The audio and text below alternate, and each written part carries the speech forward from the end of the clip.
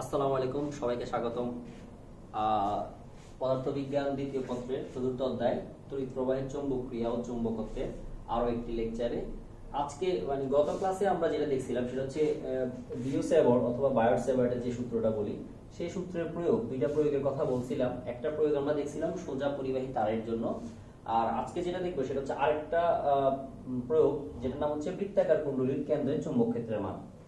তাহলে স্বাভাবিকভাবে আমি বলছিলাম, আমি যদি তার দিয়ে একটা বৃত্ত বানাই, যেখানে আমরা এটা বানাইছি যে এখান থেকে একটা লম্বা তারকে আমি পেঁচিয়ে বা এরকম গোল করে এরকম একটা লুপ বা তার তৈরি করলাম। এটাকে লুপও বলি আমরা অনেক সময়, তারও বলি আর কি। আচ্ছা, যাই হোক, এই তার রূপটা কেমন হলো? গোলাকার। এরকম গোলাকার পরিবাহীর জন্য তার কেন্দ্রে কোনো বিন্দু, যে নাম হচ্ছে ও, তো ও বিন্দুতে আমরা চৌম্বক ক্ষেত্রের মান নির্ণয়ের পদ্ধতিটা এখান থেকে আমরা একটু দেখে নেব। তো আমরা যদি প্রথমেই বায়ট-সেভার্টের যে মেইন সূত্র সেই সূত্রে যাই, ডিভি, যেটাকে আমরা চৌম্বক ক্ষেত্রের মান বলি, ক্ষুদ্র মান mu naught divided by 4 pi I dl sine theta divided by r square. থিটার কথাটা আমাদের আশা করি সবার মনে আছে। থিটাটা হচ্ছে দৈর্ঘ্য এবং দূরত্বের মধ্যবর্তী দূরত্ব। তো আমরা কি করলাম, পুরো তারটা না ধরে তার একটা ছোট বা ক্ষুদ্র অংশ বিভক্ত করে নিলাম, যার দৈর্ঘ্যের নাম আমি ধরলাম ডিএল। সেই ডিএল এর মধ্যবিন্দু হচ্ছে এই বিন্দুটা। তো ওই মধ্যবিন্দু থেকে ওই বিন্দুর দূরত্ব, যেটাকে আমরা বলি আর। তো এখন দেখা যাচ্ছে যেহেতু তারটা বা যে অংশটা ডিএল অংশটা আমরা নিলাম সেটা বক্ররেখা, এই কারণে আমরা সেখানে একটা স্পর্শক টানলাম যেন তাদের মধ্যবর্তী কোণ কত হয়, 90। আর আমরা জানি বৃত্তের কেন্দ্র থেকে পরিধিতে অঙ্কিত যে কোনো স্পর্শক বা যে কোনো ব্যাসার্ধ কি হবে, পরিধির উপর লম্ব হবে, যে কারণে থিটার মান হচ্ছে 90। সেই ক্ষেত্রে থিটার মান 90 বসালে সাইন থিটার মান হয়ে যাচ্ছে 1, তার মানে সাইন থিটা এখান থেকে আউট। তার বাদ বাকি যা থাকতেছে mu not IDL R square 4 পাই, যে জিনিসগুলো থাকতেছে এটাকে আমরা যোগজীকরণ করলাম। কেন যোগজীকরণ? যোগজীকরণ হচ্ছে ক্যালকুলাসের এমন একটা ধারা বা এমন একটা পদ্ধতি যার সাহায্যে আমরা ক্ষুদ্র মান থেকে বৃহৎ মান বা বড় মানে যেতে পারি। তাহলে কেন বড় মানে যাচ্ছে? আমাদের তো ডিভি দেওয়া আছে ক্ষুদ্র মান, আমাদের দরকার সম্পূর্ণ তারের জন্য, সম্পূর্ণ তারটার জন্য ওই বিন্দুতে কত হবে সেই জিনিসটা আমাদেরকে একটু জানতে হবে। তো এই জানার লক্ষ্যে আমরা কি করলাম, যোগজীকরণে গেলাম। ডিভি কে আমরা যদি যোগজীকরণ করি তাহলে আমরা একটা বি পাবো, যেটাকে আমরা চৌম্বক ক্ষেত্রের বড় মান বলতে পারি। তো এই পাশে তো বি এর সাপেক্ষে যোগজীকরণ করলাম, এই পাশে কার সাপেক্ষে, এল এর সাপেক্ষে, মানে দৈর্ঘ্যকে। কারণ আমরা প্রথমে যে দৈর্ঘ্যটা ধরছি সেটা ছোট একটা দৈর্ঘ্য ধরছি।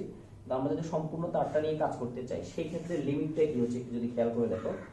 আমরা যদি একটা বিন্দু থেকে এতে স্টার্ট করতেছি বৃত্তটা, বিন্দুটাকে আমরা ধরতেছি 0, মানে দৈর্ঘ্যের মান 0, আর সম্পূর্ণ দৈর্ঘ্যটা ঘুরে আবার ওই বিন্দুতে আসলে সম্পূর্ণ তারটা চলে আসবে, তার মানে সম্পূর্ণ পরিধিটা চলে আসতেছে আমাদের এখানে। তো এই কারণে লোয়ার লিমিট হচ্ছে 0, মানে 0 থেকে স্টার্ট করতেছে, আর যেখানে শেষ করছে সেটা হচ্ছে 2 পাই আর, তার মানে সম্পূর্ণ পরিধিটা এখানে আসছে। তো এরপরে বাকিটা হচ্ছে ম্যাথের যে যোগজীকরণের পদ্ধতি। ডিএল কে যোগজীকরণ করলে হবে এল, আপার লিমিট হচ্ছে 2 পাই আর, লোয়ার লিমিট হচ্ছে 0। বাদ বাকি যে মানগুলোর পরিবর্তন হয় নাই তারা কনস্ট্যান্ট ভ্যালু হিসেবে গুণ আকারে রয়ে গেছে। এরপরে এল এর জায়গায় একবার আপার লিমিট বসবে, এরপর মাঝখানে মাইনাস হবে, এরপর লোয়ার লিমিট বসবে। তো সেখান থেকে যদি আমরা মানগুলো বসিয়ে আসি সেই ক্ষেত্রে দেখা যাচ্ছে ক্যালকুলেশন করার পরে মানটা আসতেছে B equal to mu naught I divided by 2r। তো এই সূত্রটাই হচ্ছে আমাদের আসলে মেইন সূত্র। এখানে আরো ছোট একটা কথা আছে, সেটা হচ্ছে আমরা যে কুণ্ডলী বা যে বৃত্তাকার তারটা ধরলাম সেটা যদি একটা পাকের হয় তাহলে তো সূত্র ঠিক আছে, কিন্তু তার পাক সংখ্যা যদি চেঞ্জ হয়, অনেকটা সলিনয়েডের মতো যদি হয়, পাক সংখ্যাকে যদি আমরা ক্যাপিটাল এন ধরি তাহলে সূত্রটা একটু চেঞ্জ হবে, সেটা হচ্ছে এন গুণ বৃদ্ধি পাবে, n mu naught I divided by 2r। তাহলে এটা হবে এখন থেকে আমাদের জন্য মেইন সূত্র। কোনো কিছু বলে না দেওয়া থাকলে এন এর মান হয়ে যাবে 1। যদি এন এর মান 1 হয় তাহলে পুরো সূত্র, আর যদি এন এর মান দেওয়া থাকে তো সেই ক্ষেত্রে আমরা মানগুলো বসিয়ে কাজ করতে পারবো। তাহলে আমাদের যে দুটো সূত্র আমরা পড়লাম বা যে দুটো প্রয়োগ আমরা দেখলাম, এগুলো দিয়ে ম্যাক্সিমাম ম্যাথ, মানে ম্যাক্সিমাম অনেক ম্যাথ আসে এখান থেকে।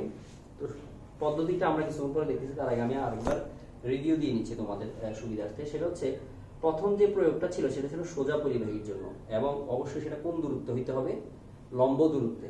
আর এটা হচ্ছে কিসের জন্য, বৃত্তাকার কুণ্ডলীর শুধুমাত্র কোথায়, কেন্দ্রে, অন্য কোনো বিন্দুতে তুমি কিন্তু এই সূত্রের সাহায্যে নির্ণয় করতে পারবে না। তাহলে আমরা যদি আবার একটু গাণিতিক সমস্যার দিকে যাই, মানে কি ধরনের সমস্যা হতে পারে বা কি ধরনের সমস্যা আমাদের দিতে পারে, আমরা একটু ওইদিকে যাই, দেখি কি ধরনের ম্যাথ আসতে পারে এখান থেকে।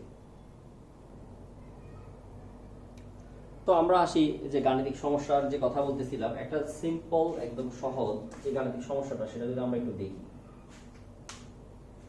ওই যে দুটো সূত্র আমরা পড়ছি বা যে দুইটা প্রয়োগ করছি দুইটা মিলে একটা গাণিতিক সমস্যা আর কি। সৃজনশীলে দিলাম প্রথমে সিম্পল জিনিস। সেটা হচ্ছে প্রথমে দেখা যাচ্ছে এখানে একটা তার দেওয়া আছে, সোজা লম্বা পরিবাহী তার, যেটা হচ্ছে এ বি, এবং তার দৈর্ঘ্য হচ্ছে পাশে লেখা আছে 11 মিটার। ওই তার থেকে 1.5 মিটার লম্ব দূরত্বের একটা বিন্দু হচ্ছে এক্স। আচ্ছা, তো প্রথম প্রশ্ন হচ্ছে এক্স বিন্দুতে চৌম্বক ক্ষেত্রের মান কত। আমরা একদম যেহেতু ব্যাপারটা সিম্পল, যা সূত্র দিলে আমাদের হয়ে যাবে, কারণ আমাদের যে যে মানগুলো লাগবে প্রথমে আমি সূত্রটা লিখি, যেটা আমরা ক নাম্বার করতে যাচ্ছি। যে সোজা পরিবাহী থেকে লম্ব দূরত্বে যে সূত্রটা বি সমান mu naught I divided by 2 pi a, কোনটা কি আশা করি মনে আছে। মিউ নটের মান আমরা জানি, মিউ নটের মান হচ্ছে 4 pi into 10 inverse 7 tesla metre ampere inverse 1। দেখো এটা মনে আছে কিনা আমাদের, 4 pi into 10 inverse 7 tesla metre inverse 1। আচ্ছা, এরপরে আই এর মান দেওয়া আছে আমাকে, আই ইকুয়াল টু 5 অ্যাম্পিয়ার। এই হচ্ছে লম্ব দূরত্ব, যেটার মান হচ্ছে 1.5 মিটার। জাস্ট মানগুলো আমি বসাই দিব।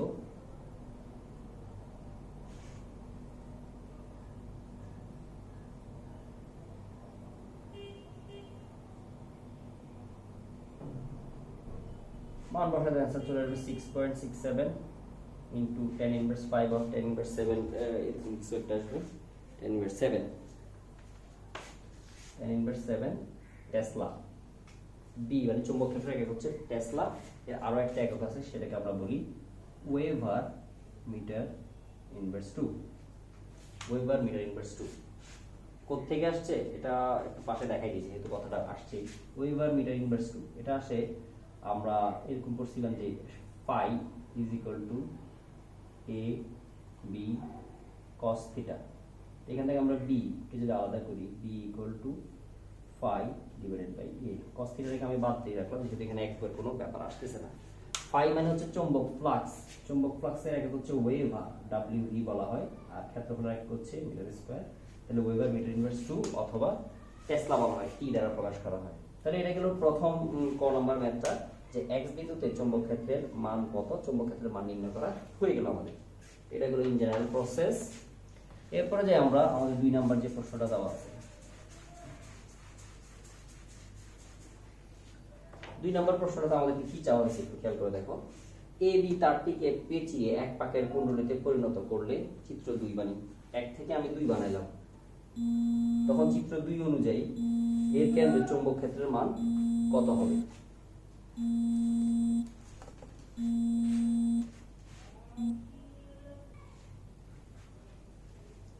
তাহলে এই বি তারটিকে পেঁচিয়ে আমরা কি করলাম, এক পাকের একটা কুণ্ডলীতে পরিণত করলাম।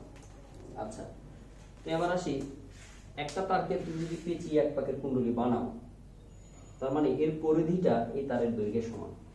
আবার বলছি, এই তারটাকে পেঁচিয়ে আমি এক পাকের একটা কুণ্ডলীতে পরিণত করলাম, এর মানে হচ্ছে পরিধি। কার পরিধি? এই বৃত্তের পরিধিটা, তার মানে 2 পাই আর। কার সমান? এর দৈর্ঘ্যের সমান, এল এর সমান। এখন তুমি এক পাক বানাইছো বলে না একটা পরিধি সমান, যদি তুমি অনেকগুলো পাক বানাইতা তখন সেই ক্ষেত্রে হয়তো n ইনটু কয়টা পাক বানাইছি nটা, অত সংখ্যক পরিধিকে একসাথে অ্যাড করলে আমি সে কি পাইতাম, তারের দৈর্ঘ্যটা পাইতাম। তো এটা আরেকটা ফর্মুলা হিসেবে, ফর্মুলা না আসলে এটা ভেবে আসে, তুমি ধরে রাখলাম। তাহলে এখানে যেহেতু এক পাক বানানো হচ্ছে, তাহলে n এর মান হচ্ছে 1। তাহলে আর সমান কত লেখা যায়, যেটা আমরা জানতে চাচ্ছি, ব্যাসার্ধ l divided by 2 pi, l এর মান হচ্ছে 11 ডিভাইডেড বাই 2 পাই, এত মিটার। এখান থেকে আমি ব্যাসার্ধটা পেলাম।